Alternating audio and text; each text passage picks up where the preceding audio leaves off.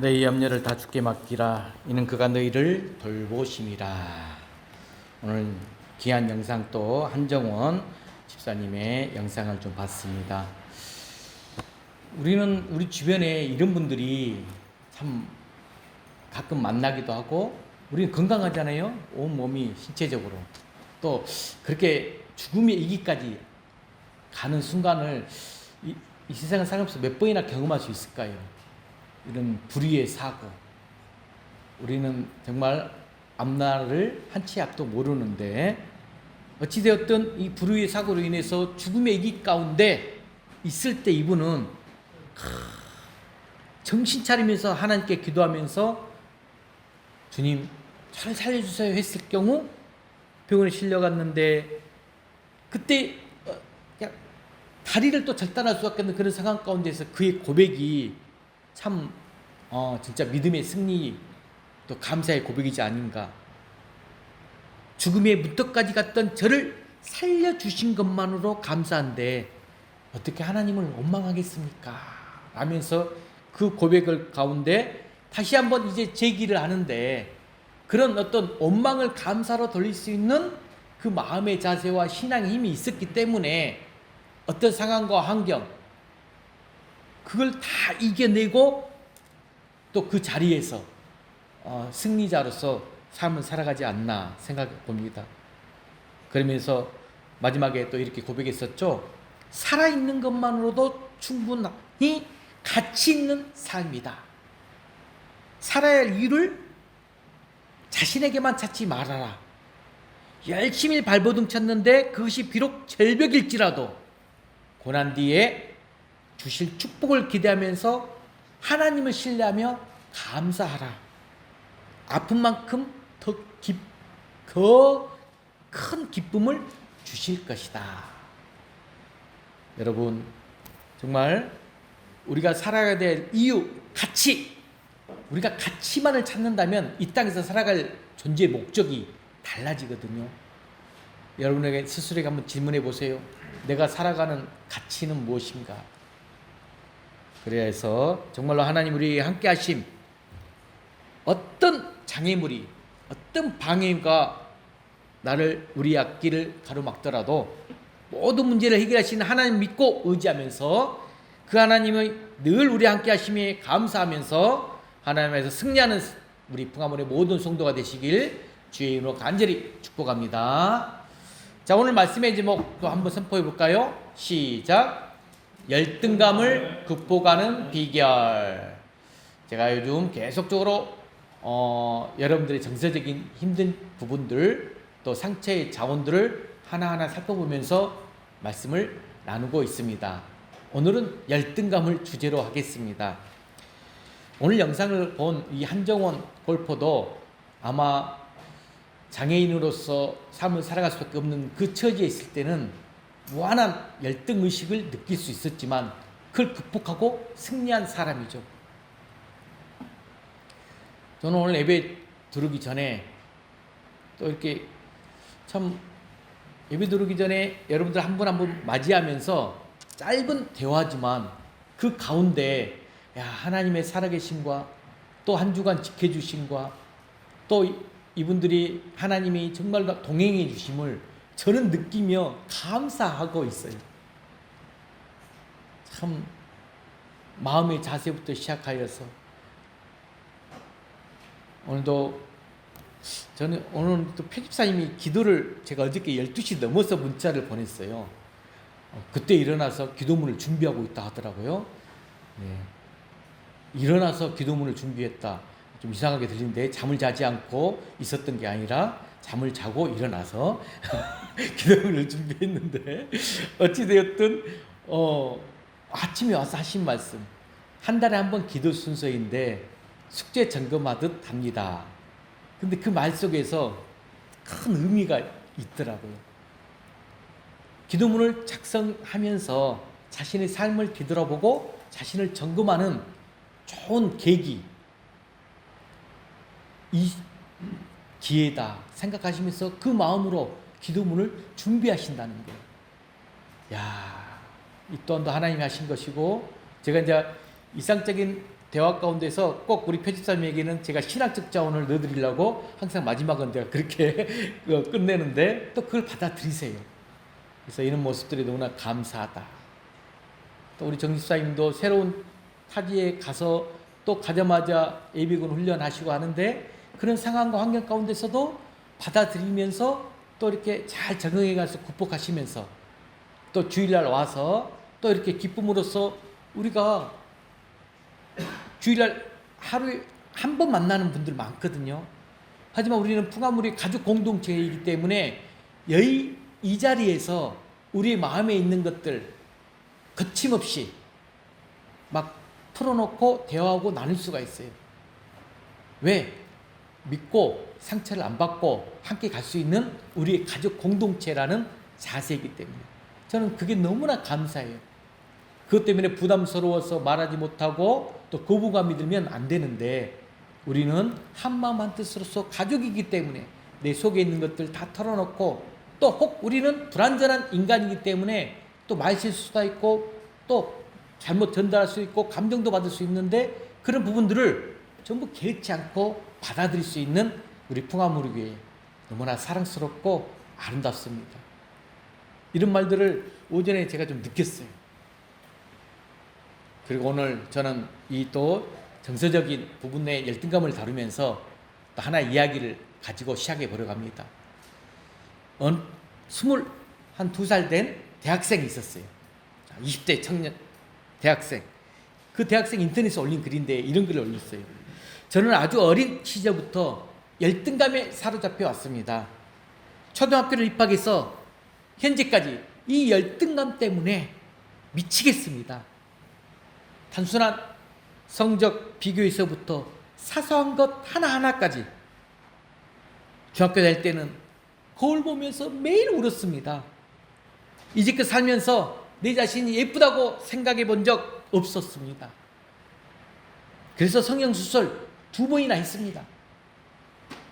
고등학교 다닐 때는 뚱뚱한 몸이 싫어서 다이어트를 해서 지금은 말랐다는 소리를 많이 듣는데 요즘은 음식을 먹기만 해도 토하게 되는데 벌써 2년째입니다. 때로는 너무 답답해 우울하고 자살을 시도하기도 합니다. 이런 등등 내용이었어요.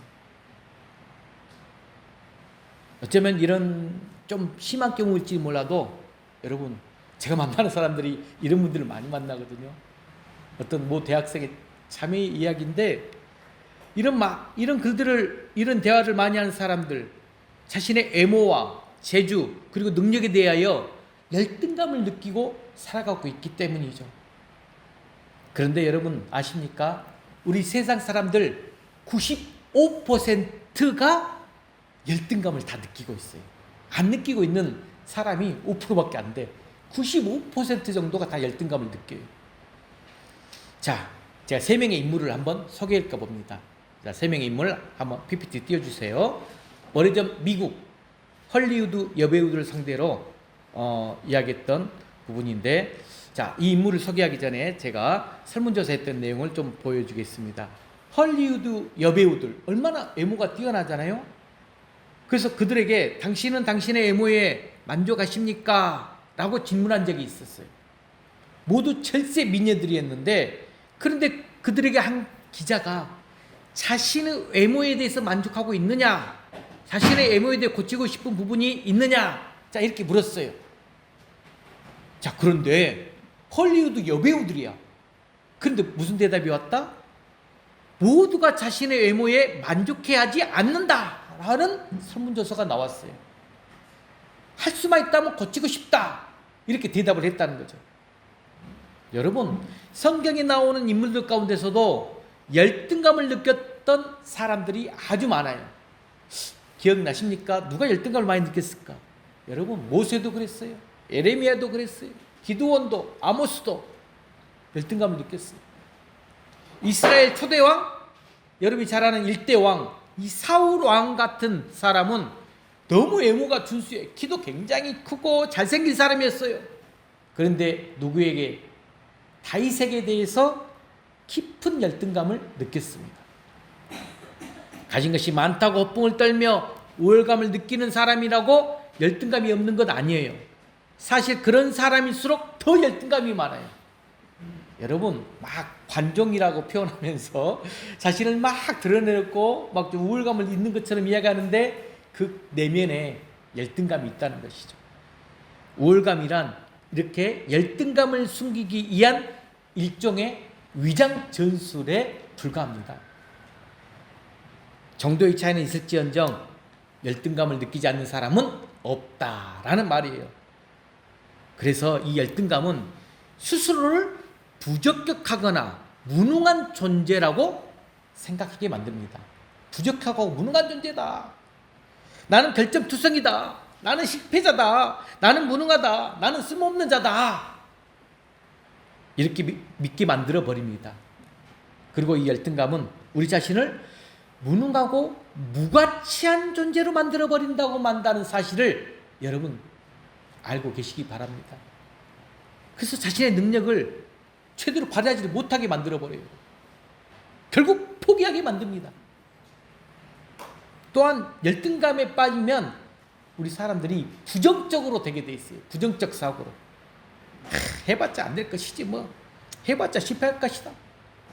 이런 생각에 사로잡히게 된다는 거죠. 자신감도 없어지고 매사에 불안감이 생기면서 이 불안감을 느끼게 됩니다. 때로는 이 히스테리를 부르기도 해요. 그래서 이상한 행동을 보여지기도 합니다. 또한 열등감이 있는 사람은 자신뿐만 아니라 나 자신도 못 받아들이는데 타인, 남도 받아들이지를 못해요. 열등감 때문에 얼마나 많은 사람들이 이 하나님이 의도하신 삶을 살지 못하는지 몰라요. 그러므로 우리는 열등감을 이 사소한 문제, 아무것도 아닌 문제로 생각해서는 절대로 안 됩니다. 굉장히 큰 우리 열등감의 이 근원을 잘 이겨내야 되는데 이 열등감은 우리 인생을 파괴할 수 있는 잠재력을 갖고 있다는 것이죠. 그래서 제가 오늘 이제 화면에 떠 있는데 이 세 명의 인물을 통해서 정말 이분들이 어떻게 열등감을 극복했는지 극복할 수 있다는 대표적인 인물들, 오늘 영상에 한정원 골포도 이야기했지만 이 위대한 인물 세 사람을 또 나눠볼까 합니다. 모두가 이 열등감을 극복한 사람들인데 여러분 세 명의 인물도 지금 한 명도 모르면 안 됩니다. 첫 번째 인물이 누구죠? 그리스 웅변가 데모스테네스. 나중에 인터넷 검색을 해보세요. 역사적 인물들이에요. 이분 어떤 사람이라고 생각되세요? 데모스테네스 하면 떠오르는 어떤 이미지 없어요? 그래요. 웅변가라고 했잖아요. 웅변가. 그러면 이걸 극복했다 했잖아요. 웅변가로 성공했다는 거예요. 그러면 이분이 처음에는 말을 잘하지 못했다는 거예요. 더듬거렸어요. 제가 인터넷 검색을 쭉 해보니까 이 말더듬을 극복하기 위해서 멘토를 잘 만나셨더라고요. 웅변하는 분을 만나가지고 그분처럼 정말 나도 말을 잘하고 싶다 하여서 동굴 속에서 또 말을 표준어를 잘하기 위해서 얼마나 노력을 많이 했는가, 몇 개월 동안 했는가, 이게 쭉 기록이 되어 있던데 한번 찾아보세요. 그래서 세계적인 웅변가가 된 인물입니다. 자, 두 번째 인물은 토스카니. 자, 어떤 모습이죠? 지휘자죠. 세계적인 지휘자예요. 토스카니. 원래 이분은 지휘자가 아니었어요. 바이올린 연주자였어요. 그런데 갑자기 시력이 나빠져요. 악보가 안 보여요. 제대로 볼 수가 없게 돼요. 연주할 때면 항상 자신의 악보, 눈이 안 보이기 때문에 자신의 악보를 다 외워요. 그런데 다른 첼로니, 다른 주변 타악기의 악보까지도 다 외워버립니다. 외워버려요. 자, 그런데 어느 날 갑자기 지휘자가 갑자기 사정이 생겨서 지휘를 하지 못하게 되었어요. 그때 이 악보를 다 외우고 있는 이 토스카니 대타로 나서게 됩니다. 그러면서 그 시작점을 통해서 세계적인 지휘자의 반열에 오르게 되었다는 것입니다. 자, 마지막 세 번째. 루스벨트 대통령. 프랭클린 루스벨트 대통령. 이분은 미국 4번 장기 정권 최고 오래 한 대통령으로 기록이 되어 있어요. 그런데 어렸을 때 소아마비를 앓았다는 거예요. 신체적 결함이 있었죠.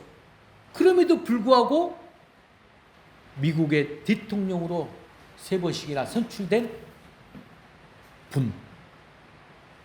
자, 이 3명 모두 열등감을 이겨냈기에 위대한 사람이 될 수 있었다는 거죠. 문제는 이 열등감이 있느냐 없느냐가 아니라는 것. 이 자리에 계신 여러분들 누구나 다 열등감을 가지고 살아가고 있어요. 정도의 차이만 있을 뿐이지. 문제는 그것을 어떻게 극복하느냐 이것입니다. 자, 그러면 열등감을 극복하려면 어떻게 해야 하는가? 제가 또 그 비결을 가르쳐 드리겠습니다. 그래서 오늘 본문을 통해서 우리에게 몇 가지 교훈 메시지가 있는데, 자, 첫 번째 비결을 살펴봅시다. 첫 번째 읽어볼까요? 시작. 자신의 가치를 깨달아야 한다. 가치가 굉장히 중요해요. 그래서 아까 영상을 통해서도 제가 자신에게 한번 물어봤죠. 나의 가치는 무엇인가? 여러분, 사람들이 열등감을 느끼는 이유는 바로 이것. 잘못된 가치관에 있어요. 그래서 저도 자기 탐색, 자기 이해를 할 때 꼭 필수적으로 하는 게 가치관 검사예요. 나의 가치관은 뭘까? 그런데 열등감은 잘못된 가치관에서 시작된다는 거예요. 잘생긴 자, 똑똑한 자, 가진 자가 그렇지 못한 자보다 더 뛰어나다고 생각을 갖고 있기 때문이죠. 저 사람 잘생겼어. 저 사람 나보다 똑똑해. 저 사람 재능이 많은데 난 그렇지 못해. 그렇게 생각하니까 열등감을 느끼게 된다는 것입니다. 그러나 인간의 가치는 그런 것에 달려있지 않다는 거죠. 우리의 가치는 우리의 외모에 또 소유 또 능력에 있지 않다는 거죠. 혹은 다른 사람들이 나를 어떻게 생각하느냐 그것에 달려있다는 것도 아닙니다. 우리의 외모, 능력, 가진 것 혹은 다른 사람들의 평가가 우리의 존재 가치를 결정하는 것 아니라는 말씀입니다. 자, 여러분, 우리 각 사람 모두 다 귀한 존재라는 거죠. 우리는 모두 각기 독특한 특성과 재능 다 가지고 있습니다. 이 지구상의 인구가 몇 억입니까? 78억입니다. 78억 인구 중에 자, 여러분, 나와 똑같은 사람 있을까요? 없을까요? 한 사람도 없습니다. 어제도 전신상담 교육을 하고 점심 식사 중에 제가 어떤 한 분이 쌍둥이인지 몰랐는데 일란성 쌍둥이 돼요. 외모적으로는 아주 비슷하대요. 근데 성격적으로는 너무나 다르대요. 쌍둥이도 달라요. 각자 얼굴이 제각기 일란성이기 때문에 비슷하다고 느껴지지만 다 다르듯 우리의 특성과 재능 또한 다 다르다는 것이죠. 그래서 오늘 본문, 여러분 오늘 본문을 정말로 쫙 별표 쳐놓고 여러분들을 자신의 가치를 높이기 위해서 이 본문의 말씀을 꼭 깊게 묵상하시기 바랍니다. 다시 한번 읽어볼까요? 13절부터 16절 시작. 주께서 내 장을 지으시며 나의 모태에서 나를 만드셨나이다.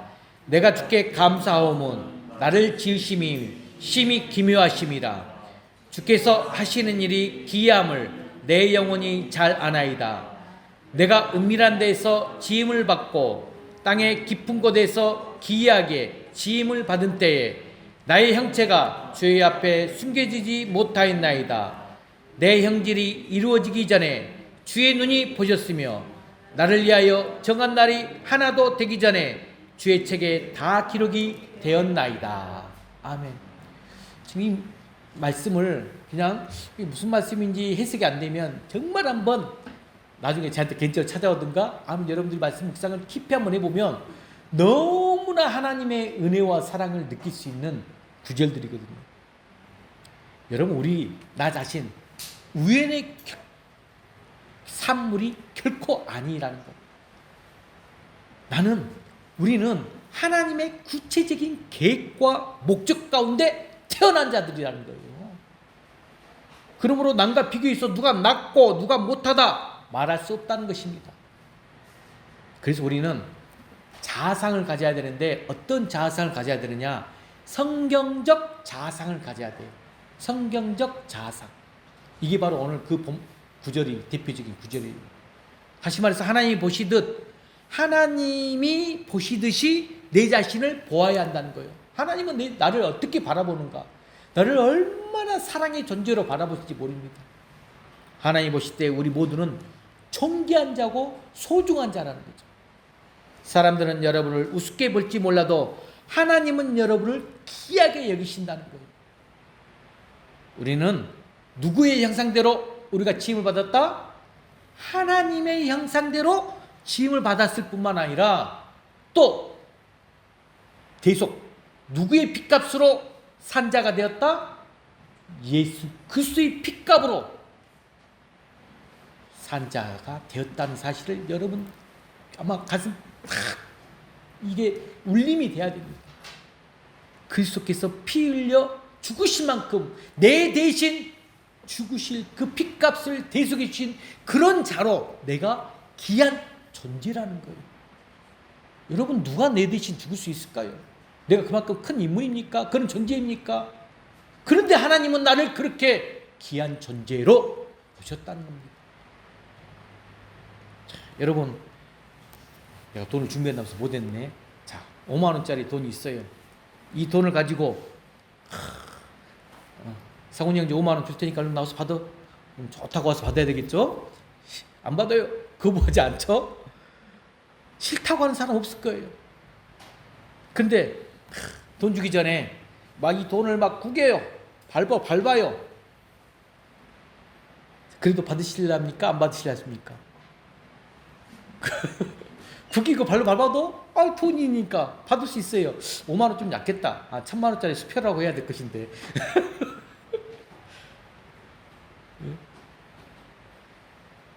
다 받죠. 왜 그럴까요?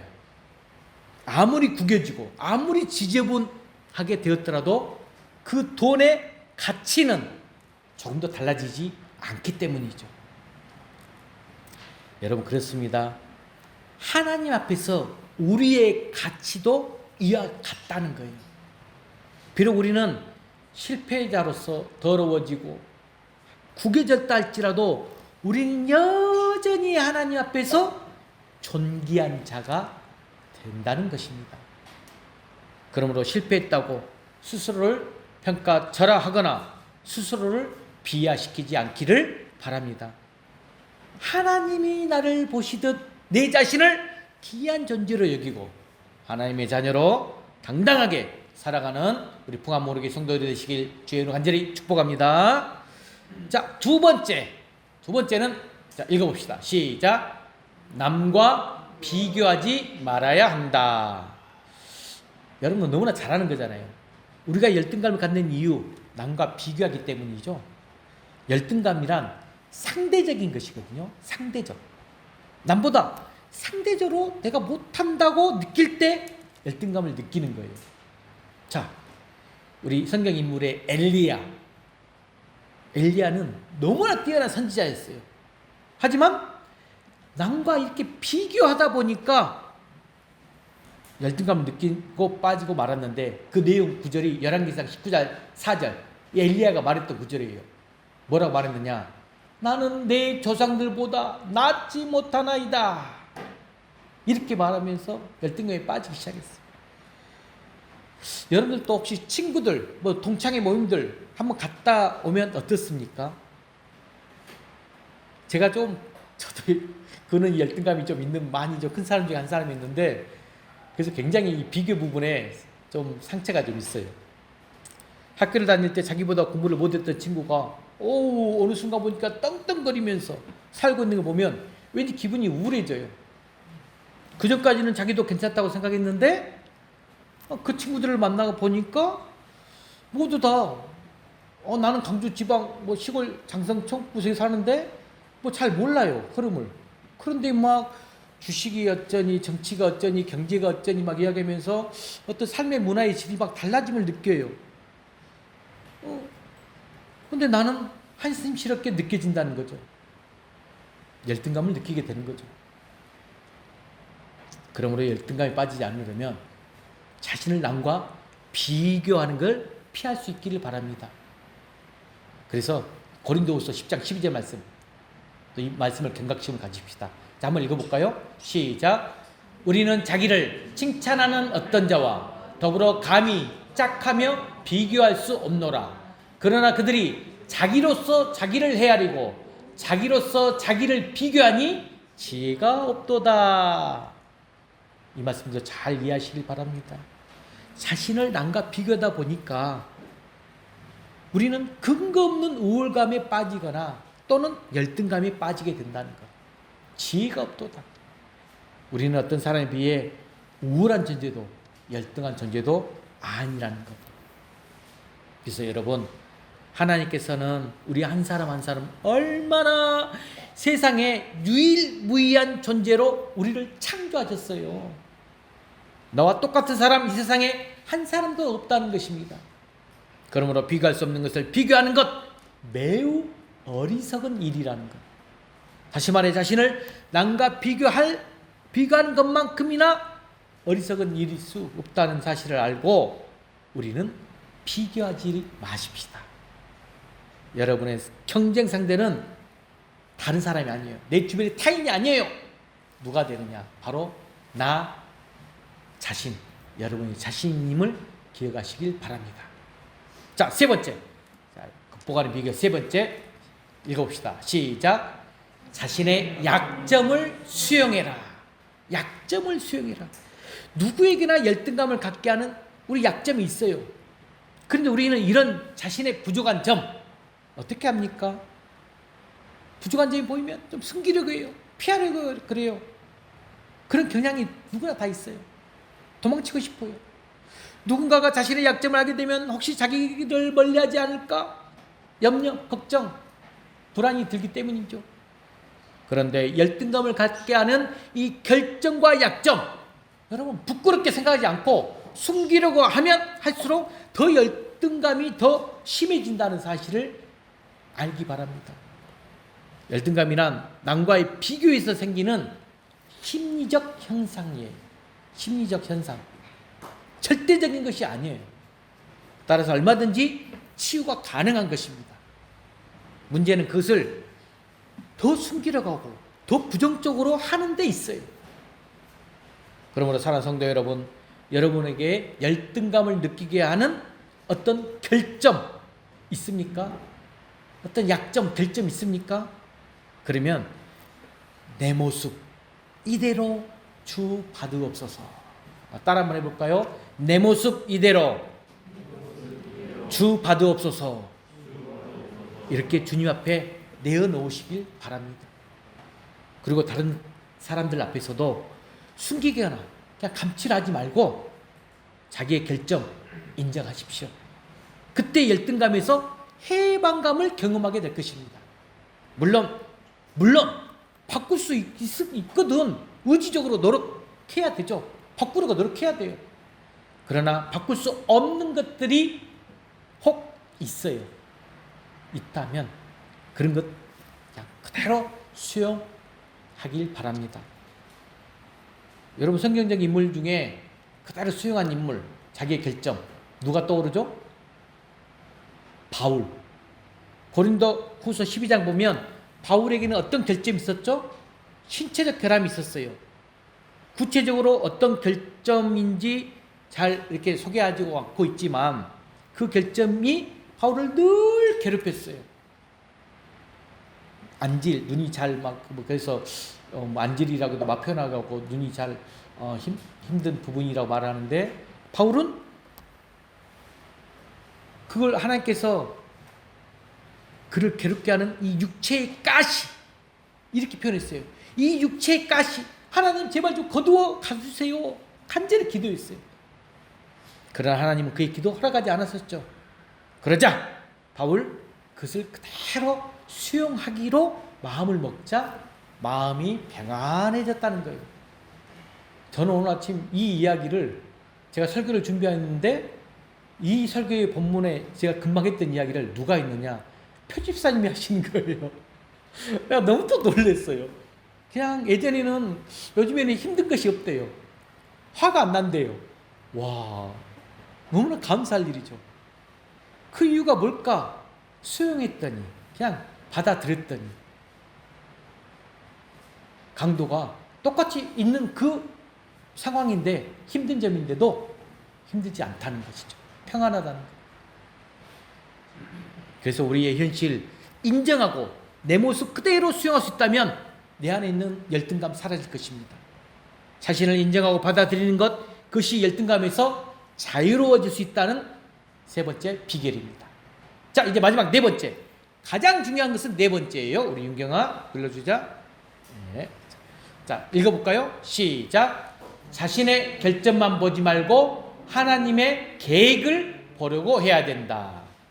여러분, 정말 이걸 놓치면 안 돼요. 마지막입니다. 하나님의 계획 보려고 해야 돼요. 우리는 자신의 부족함이 느껴지고 생각될 때 열등감에 빠지기 쉽습니다. 자신만의 부족한 점 숨기지 말고 그대로 수용해야 합니다. 그런데 자신의 결점만 보아서는 안 되고, 여러분 그 다음 한 단계 더 나아가기 위해서는 하나님의 계획을 보려고 해야 돼요. 그게 바로 하나님의 섭리를 이제 아는 여러분이 성장된 성화의 모습인데, 에베소서 2장 10절. 자, 크게 한번 읽어볼까요? 시작. 우리는 그가 만드신 바라 그리스도 예수 안에서 선한 일을 위하여 지으심을 받은 자니 이 일은 하나님이 전에 예비하사 우리로 그 가운데서 행하게 하려 하심이라. 아멘. 여러분, 이게 얼마나 놀라운지 저는 전율이 느껴져요. 여기서 이 만드신 바라겠어요. 여러분, 걸작을 의미해요. 걸작. 다시 말해 우리는 하나님의 최고의 걸작품이라는 거예요. 하나님께서 걸작품을 만들고 계신다면 그냥 아무 생각 없이 빚어가지고 만든 것 아니라는 걸 분명히 아시기 바랍니다. 분명한 계획과 목적을 가지고 만들고 계심이 명백해요. 여러분 한 사람 한 사람에게 아직은 미완성 작품인지라 부족한 부분들이 있어요. 하지만 그럼에도 불구하고 하나님은 계획을 가지고 우리를 걸작품으로 만들어 가고 계신다는 것입니다. 여러분들의 인생 가운데서 어떤 최고의 걸작품이 나올지 몰라요. 그러면 우리는 좌절하거나 낙심할 필요가 없어요. 그리고 열등감 가질 필요가 없다는 것입니다. 오히려 하나님께서 그의 역사를 온전히 이루어 가시도록 그분이 계획하신 것, 하고 계신 일들을 적극적으로 여러분들이 자연스럽게 협력할 수 있기를 바랍니다. 자, 여러분 이야기 하나 하면서 이제 마무리를 할 건데, 옛날에 올리브 나무가 있었어요. 올리브 나무. 이 올리브 나무는 너무나 정교하고 화려한 보석 상자가 되고 싶었어요. 그 안에 온갖 보물을 담는 상자, 이걸 될 것이다 라고 꿈을 꾸면서 살았어요. 그런데 어느 날 나무꾼이 올리브 나무를 딱 베어가지고 그것으로 어떻게 사용했느냐? 더럽고 냄새나는 짐승의 먹이를 먹는 구유를 만들어버렸어요. 구유. 올리브 나무는 깊은 좌절에 빠지게 됩니다. 낙심하게 됩니다. 열등감을 느꼈어요. 자신은 무가치한 존재로 느꼈습니다. 그런데 어느 날 마리아와 요셉이 아이를 낳을 곳을 찾다가 찾지 못해서 어디로 갔죠? 마국간에서 아이를 낳았는데 어디에다가? 이 구유의 아기를 낳았어요. 그런데 그 구유가 바로 그 올리브 나무로 만든 것이라는 거죠. 자, 여기서 우리가 알 것. 올리브 나무는 귀중한 보석을 담는 상자가 되고 싶었었죠. 그런데 하나님은 그를 이 세상에서 가장 귀한 보물인 하나님의 아들을 담는 상자가 되게 하셨다는 것입니다. 여러분, 이런 하나님의 놀라운 섭리, 하나님의 계획과 목적, 저는 이것들이 전율이 느껴져요. 어떻게 이끄시고 어떻게 또 나아가고 계시는지.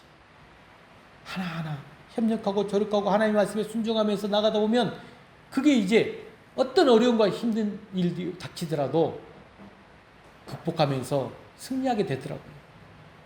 이 올리브 나무처럼 우리도 때때로 아무 쓸모도 없고 가치도 없는 존재라고 생각하면서 열등감을 느낄 때가 있습니다. 그러나 그런 경우에도 하나님은 여전히 우리를 향한 계획과 목적을 갖고 계심을 알고 확신하면서 나가는 귀한 여러분 되시길 주여로 간절히 축복합니다. 자, 이제 말씀 마무리합니다. 자, 우리 윤경이 보여줄까요? 사랑하는 성도 여러분, 자, 윤경아 PPT 우리가 가서 눌러주세요. 혹시 여러분은 이 열등감으로 해서 위축되어 있는 분 혹시 계십니까? 그리고 자신감을 잃고 혹시 무기력 상태에 있지는 않습니까? 자, 그렇다면 오늘 이제 말씀 정리합니다. 열등감을 극복하는 비결 4가지. 자, 첫 번째 시작.